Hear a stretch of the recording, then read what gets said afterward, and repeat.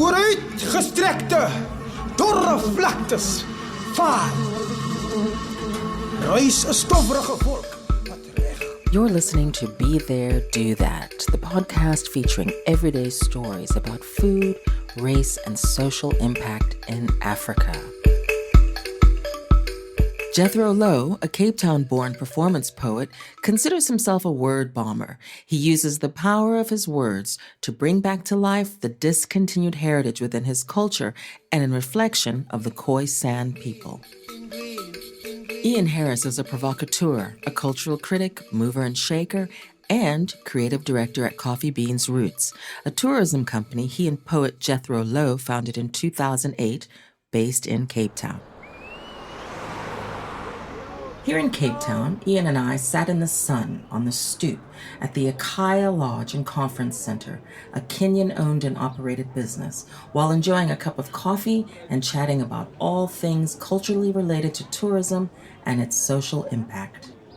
In the mythology of culture, I have a mother who has a Scottish heritage, and actually my dad is from that neck of the woods as well. He's from Birmingham.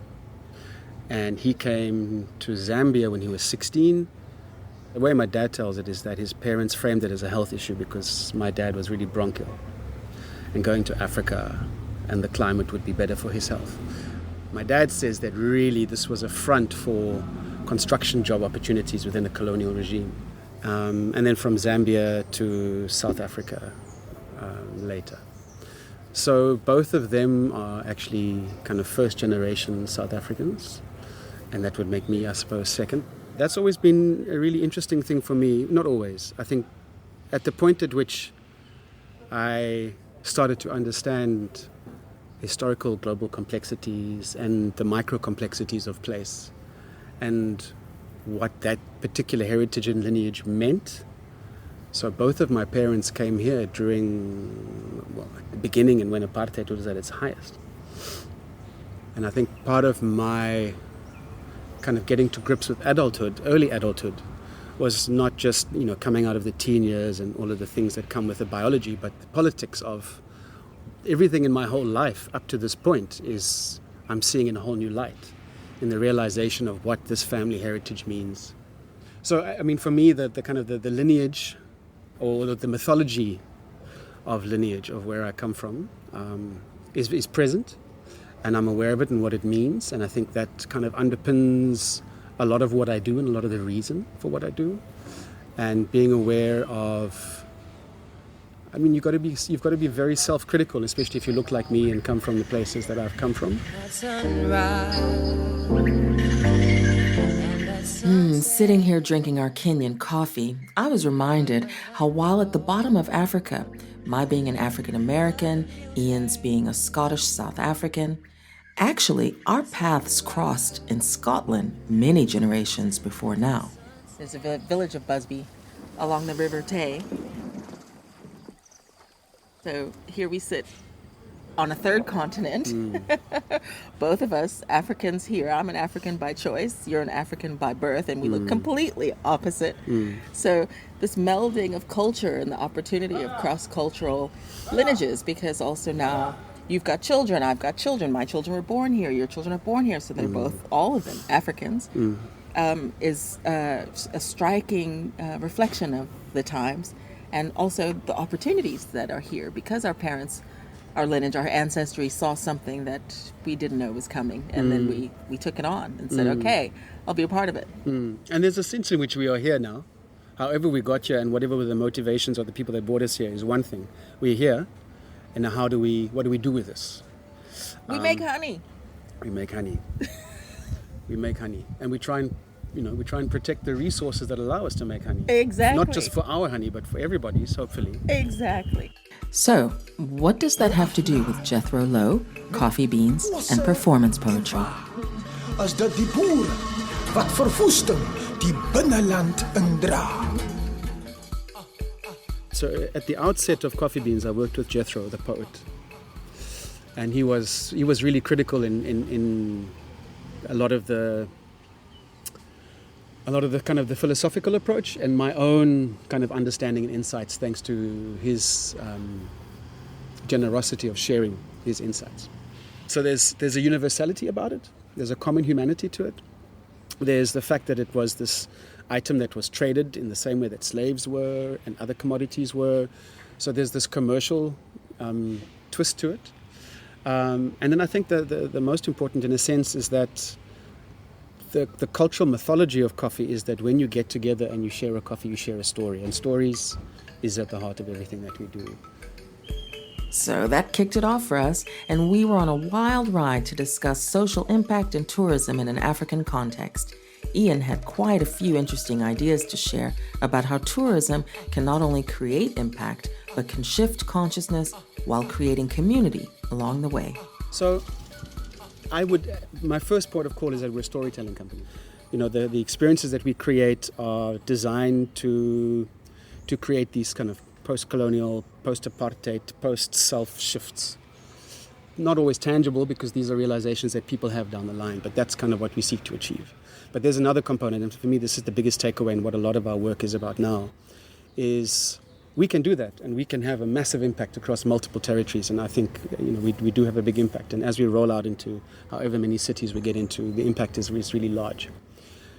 But let's look at the story of the structure of the business. If I look at Uber and Airbnb and Google, these are all businesses that position themselves as disruptors, but they are based on the Model T Ford business idea.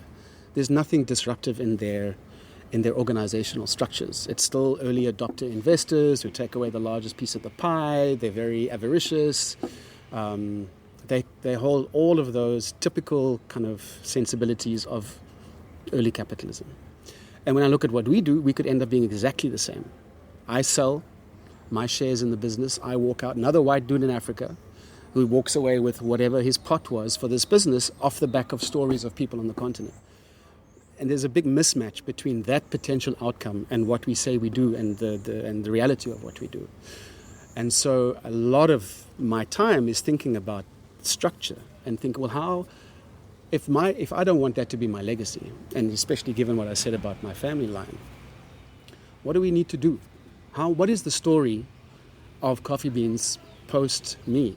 Okay, so obviously there's a lot to unpack here. Storytelling, cultural tour operating, consciousness shifting. What exactly are they up to at Coffee Beans' roots? We are looking to create experiences that create the capacity or the opportunity for shifts in ways of seeing things for both sides of that equation. And coffee kind of encapsulates that nicely when you start to interrogate it. Most tour companies are called after their proprietor. But there's not really much in that name, and we really did want a lean-in name. I think in the same way that probably Apple Computing at the beginning got lots of requests for Granny Smith, we get lots of requests for, tons of Coffee Beans. But I think the longer you're in the game, the more the kind of the name starts to stand on its own and people start to understand, oh, Coffee Beans, that travel company that does these interesting things. Oh, okay. The other thing is, in terms of what we seek to address, is that the African tourism industry, its roots are in destruction. So I am glad to see that there is more of a push now to understand the inclusive ecosystems.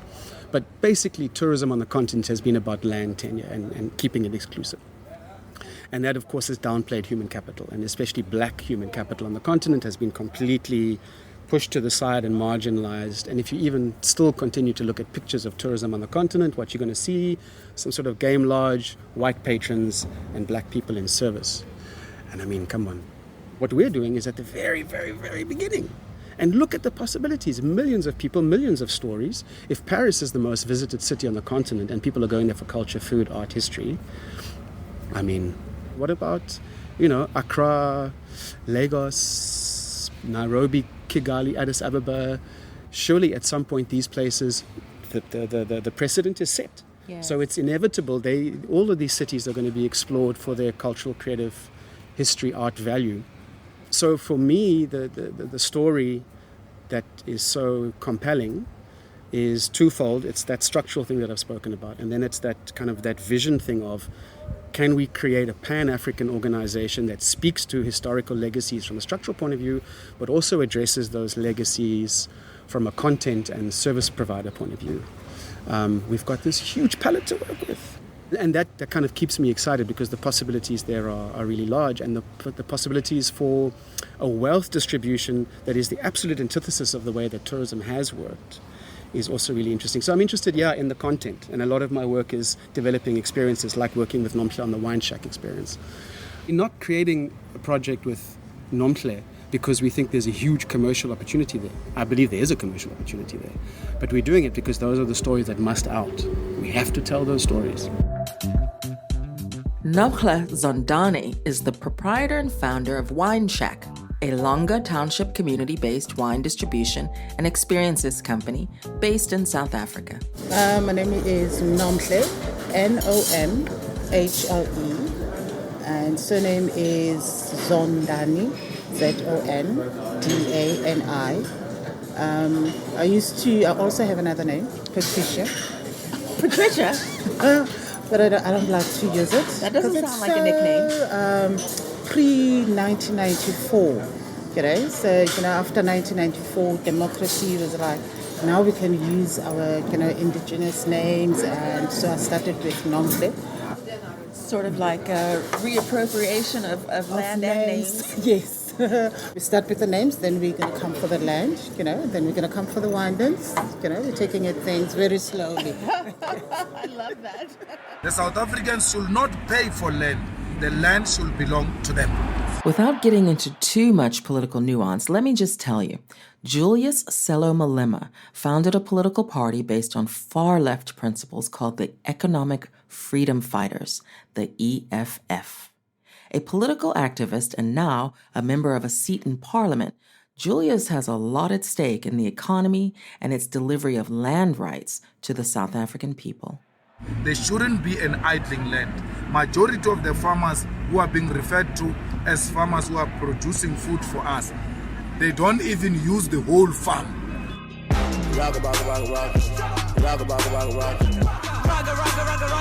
And as South African public opinion seems to grow, Nomhle and Iain have more things in common with Julius Malema than they would probably like to admit.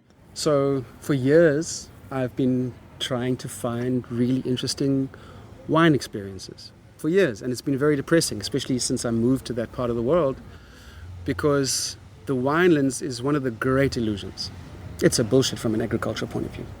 One crop across vast tracts of the most incredible land, no food security, all for export. What's meant to be a beautiful, this is not beautiful. I no longer find it beautiful because I know that it's toxic. So wine is kind of, holds some of the challenges that I think we face within everything. And to me, what is such a beautiful offering is she's got no vines growing there next to the Wine Shack.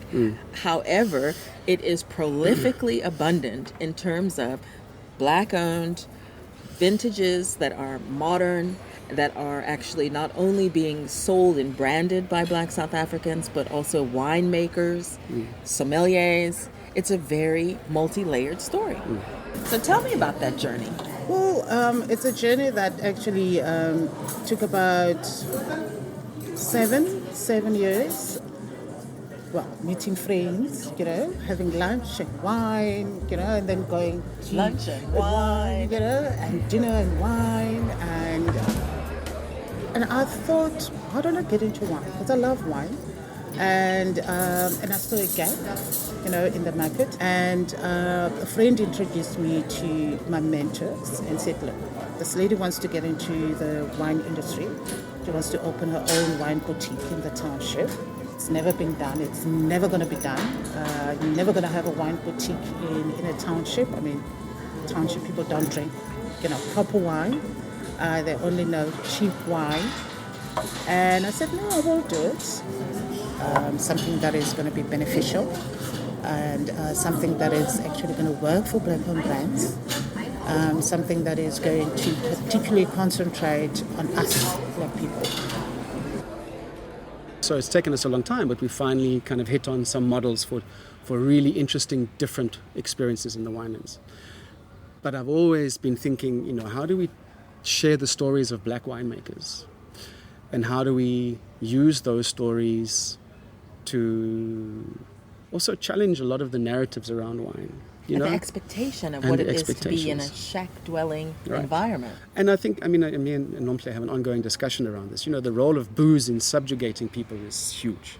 So I'm very aware when we're doing wine and we're doing it in Langa, that we're dealing with a very exclusive product made by black folk. And so, I also like that nuance, because this is not straightforward, this is right, this is wrong. There's lots of complexity. Let's take a moment for a little South African winelands history factoid.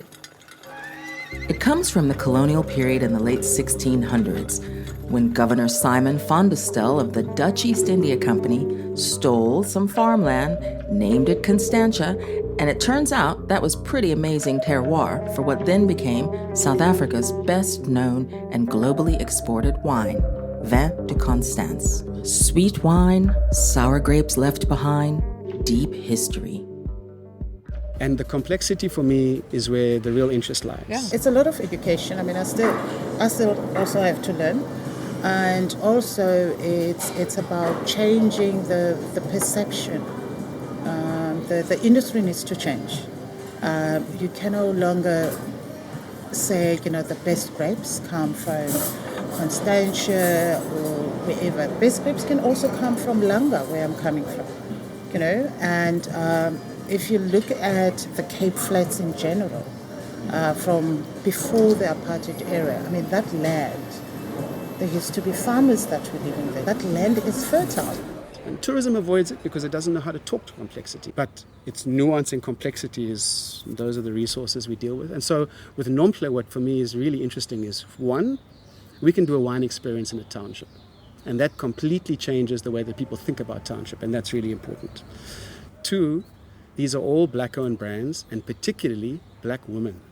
So the stories of women who are black in a sector that's traditionally white, male, and European heritage, sure, this is great. And so it's a completely different framing of wine and the stories of wine, and that for me is exciting. It's really from here. Yeah. It's really from what comes from our soil and our indigenous languages. I actually, when I started with the Wine Shack, I literally went to each and every producer and I said, this is what I'm starting. I don't have a lot of money.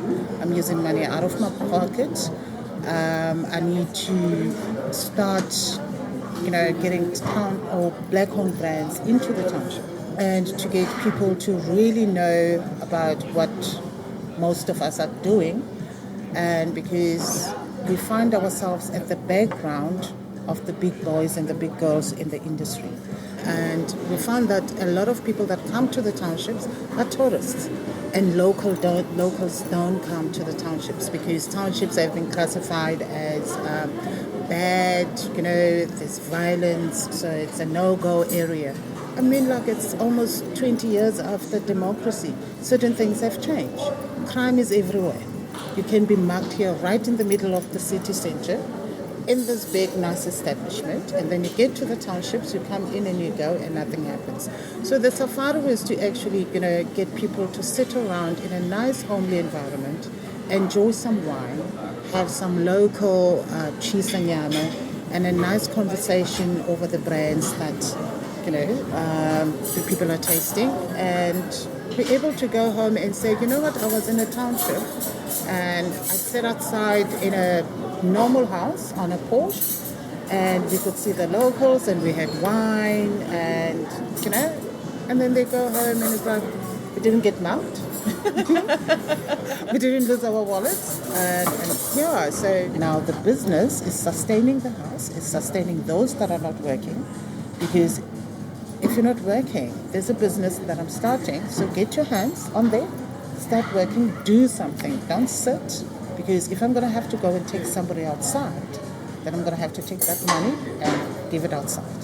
I love that, because here again it looks at how social impact and social enterprise doesn't have to be institutional. Yes. We can do this within our communities, within our Exactly. families, Exactly. using our own assets. And Iain wanted to add, I think what's missing a lot of the time is agency. Tourism genuinely doesn't believe that Africans have agency. And that's why there's such a big focus on philanthropy. And the philanthropy is often a cover for much more nefarious things, whether it's NGOs working in townships as fronts for for commercial entities or tourism saying, oh no, a percentage of our ticket price goes to building a school. And I think there's big problems there, because what it does is, rather than that money being used to lobby government to fulfill its mandate, it gets used to fulfill the optical desires of the people who've got the capital. But I think what all of that kind of doesn't consider is that people have agency. They don't necessarily need anybody to come and give. We don't. And there's plenty of good examples of people who, we need enabling environments and collaborative partners, and partners who want to partner not because they think that they can help or that they are saviors or any of that nonsense, but who can help because we understand collectively that our paths are intertwined. The networking, the hive The mind. hive depends on each of us fulfilling a particular role.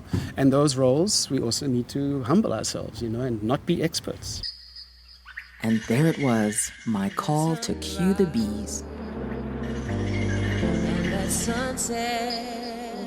Yes, bees are everywhere. They are in the township, and there is also a cultural connotation to bees as well.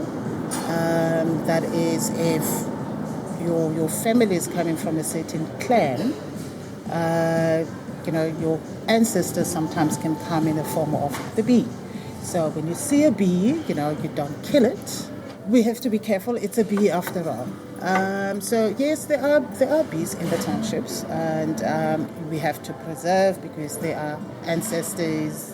So yeah. I love that also, because if we think about that on the continuum, the ancestors provide for us, the bees provide for us. So of course they'd come back as bees. It's bees. You see, it actually makes sense that way. So I love that. I love the hive mind behind that. Thank you. Cheers to that. This podcast is brought to you by Prosperity Food Company, makers of Trust Rusks and Be Grateful iced teas, along with other fantastic indigenously African snacks. Come catch a buzz with me bi-monthly, here and wherever you find your other favorite podcasts.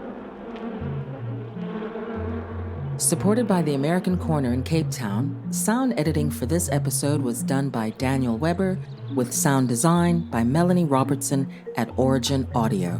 Thanks for listening.